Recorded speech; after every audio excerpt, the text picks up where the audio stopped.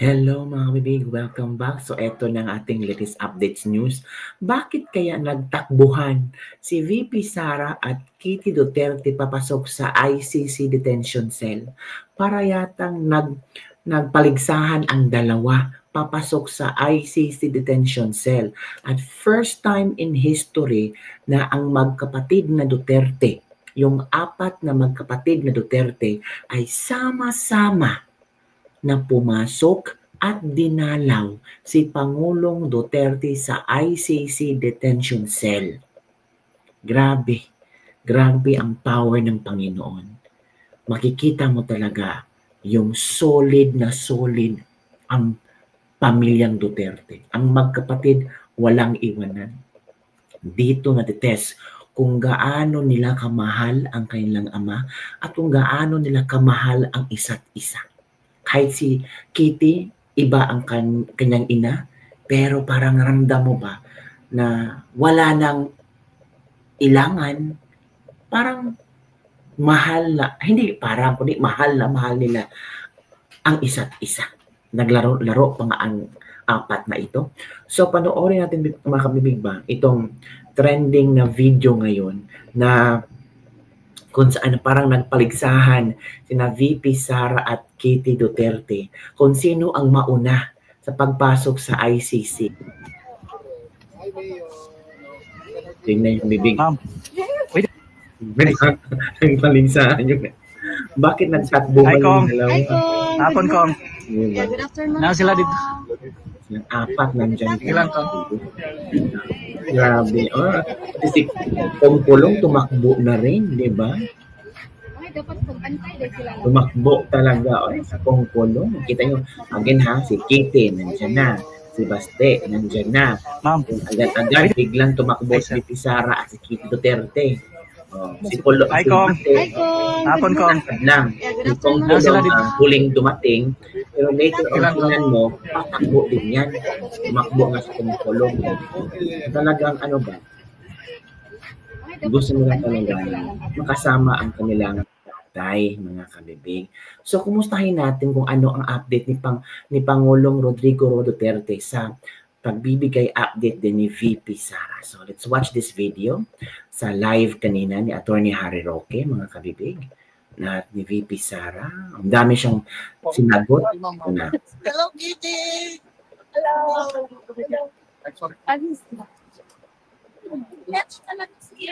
Hindi na. Hey, Mga kabibig. Inig tayo, ha? excited na po picture ang lahat. Pero before that po, first time po na nakapento kayong magkakapatid na dumalaw kita Tatay Digong. Una po, meron bang special reason na request na kayo na sabay-sabay? At ano yung mensahe niya sa inyo na nabuo kayo ngayon sa inyong dagaw? Yes, oo, mga last month siguro yun, no? Nagsabi siya kay Veronica, kay Kitty, na gusto niya sana na personal kami makausap. Kaming apat na magkakapatid at meron yun pang pala. sasabihin. So nag-schedule kami ngayon na nandito kaming tatlo during sa shift or sa time kung kailan na bibisita si Kitty. Sinunod namin yung schedule niya kasi siya yung may pasok sa school. So, sumabay kami sa kanya. Tapos, ayun, binigyan kami, nagpapasalamat kami sa ICC, sa detention unit dahil pinayagan nila na apat na adults sabay-sabay na bumisita. Meron kasing limit sila sa pagbisita. But binigyan nila kami ng isang araw na sabay-sabay kami apat na magbisita kay dating Pangulo Duterte. Ano pong mensahe niya sa inyong apat? Bakit share niyo na dahil hindi naman magkadupit?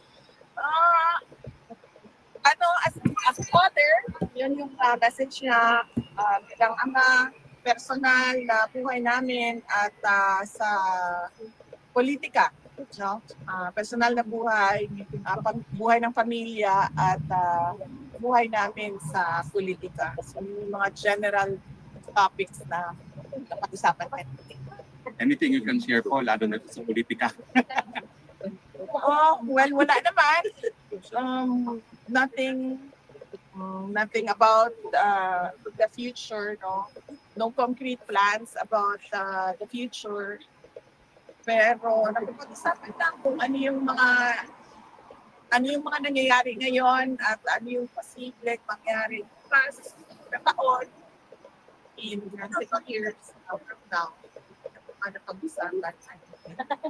VP Inday, what is the reaction of your father when he saw his 4 children for the very first time since his illegal detention inside the ICC detention facility? Saya siya. He's been informed of it since Friday of last week. No? Tatlo na kami ang bumisita at sinabihan na siya na nag-aantay na lang ng isa. And the Wednesday this week, meron kami visit na kami na 4. So, masaya siya na nakakausap niya kami. At medyo maingay kanina kasi 3 sabay-sabay na nagsasalita. At some point, sinabi ni Basti na hindi na ako magsasalita kasi walang nakikinig sa akin. So, medyo siguro, na-miss niya yung ganon, na discussions, labo-labo, sabay-sabay nagsasalita lahat. At saya siya. Pagsita kami na. VP Inday, how's the health situation of your father? Okay naman siya. Kanina, chinek namin siya. Minasahe siya for 1.5 hours ni Congressman Pulong Duterte. So, minasahe dalawang paa niya. And then, inano yung circulation because napansin niya no, na medyo gray, ashen gray yung kanyang isang paa. So, minasahe ng maayos para maayos yung circulation. Minasahe yung dalawang arms niya, yung likod niya, yung kanyang leeg, minasahe din ni Congressman Pulong Duterte. And before kami pumasok, kinausap ako nung isang nurse.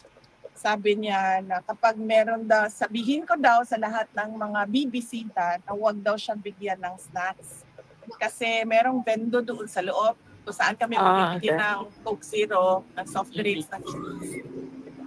Huwag daw bumili ng snack doon. Kasi sobrang taas no kanyang sugar. At gusto nilang pabilisin yung pagpapababa ng sugar. So pinagtawalan siya kumain. Pero inalaw naman siya sa kanyang Coke Zero kung mag-request siya. Basta ang sinabi lang nila is that minomonitor nila yung pagkain niya sa taas.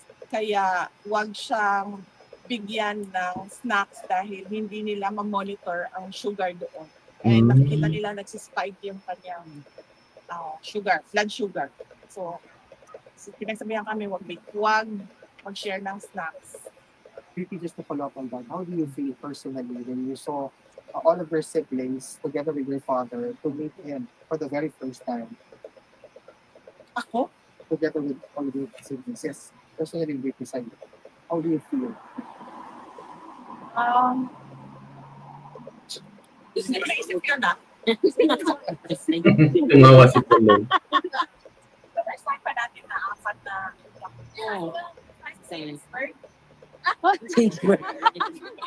Bisita. Wala akong feelings. Hindi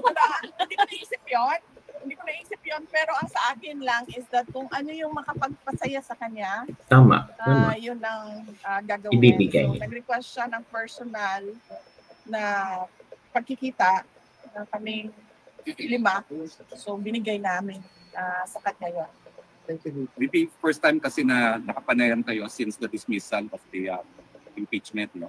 Ano yung naging reaction niya and any advice si Tatay Digong sa inyo now that the impeachment was dismissed? Although there is that pending.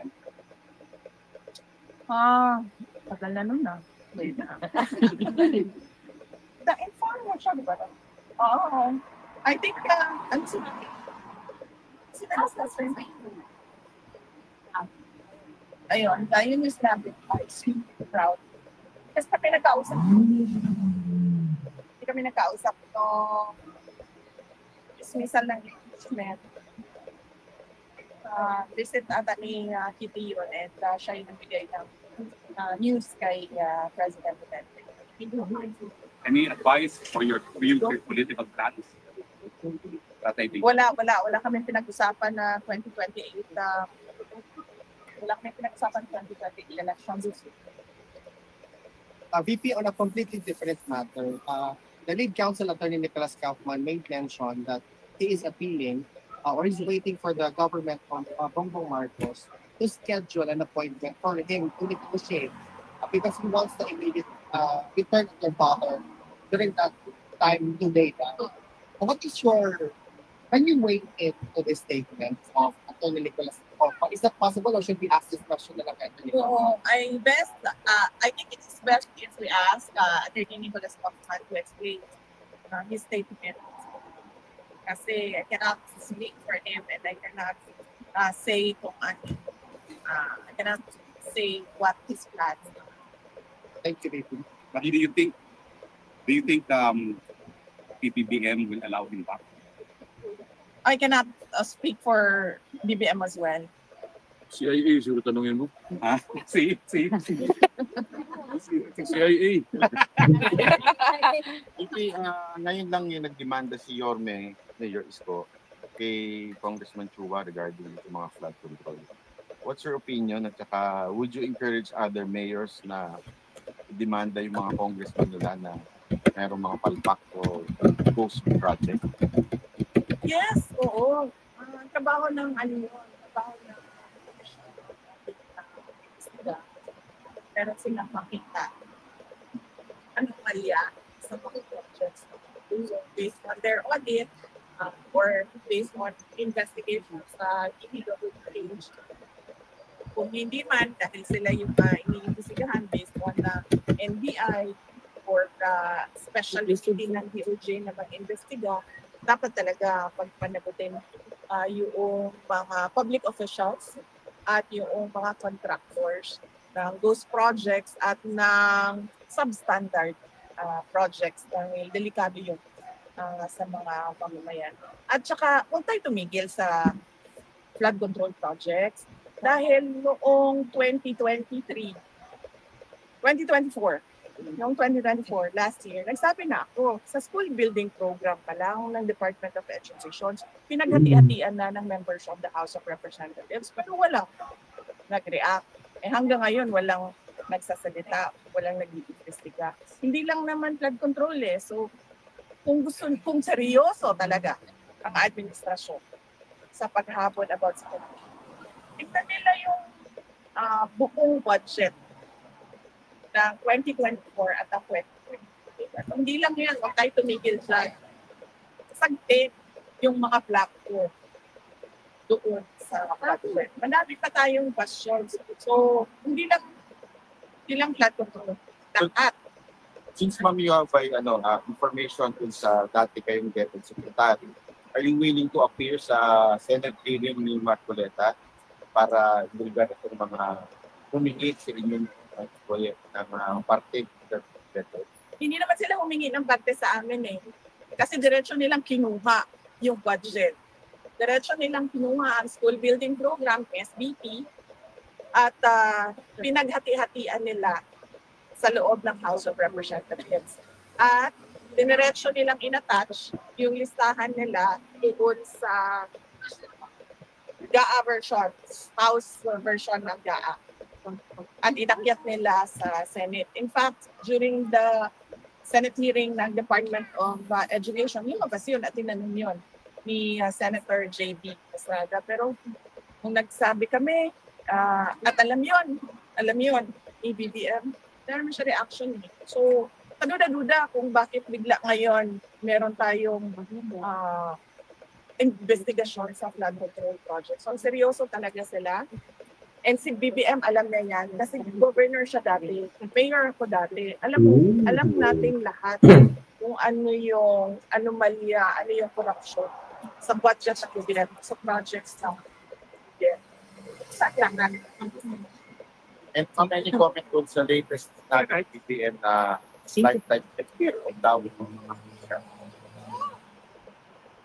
Dapat lang. At hindi lang yung elected public officials, pati yung mga appointed public officials. At hindi lang yung mga yung office, sasabihin natin kung ano yung nakalagay sa salin.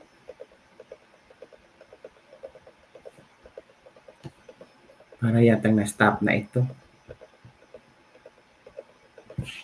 Let's continue. Move natin baka dito. Ay, na-stop. Na-stop ang live ni Attorney Harry Roque, mga kabibig. Baka na ano to. Na-stop lang. Diba? So, yun muna kabibig, ang latest news ni VP Sara doon sa The Hague, kung saan talagang nagsama ang apat na magkapatid para makausap si Pangulong Duterte. Masaya sila. Masaya at naghahabulan pa nga, nagpaligsahan yung si Kitty Duterte at si VP Sara kung sino ang unang makapasok sa ICC detention cell. Marami ding mga si VP Sara, mga tatanong sagot na in-expound niya tungkol sa korupsyon sa Pilipinas, gaya ng flood control, yung nangyari sa DepEd. So, alam daw ni Marcos yan, pero bakit lang daw ngayon pa na pinaiimbestigahan? Dapat noon pa lang.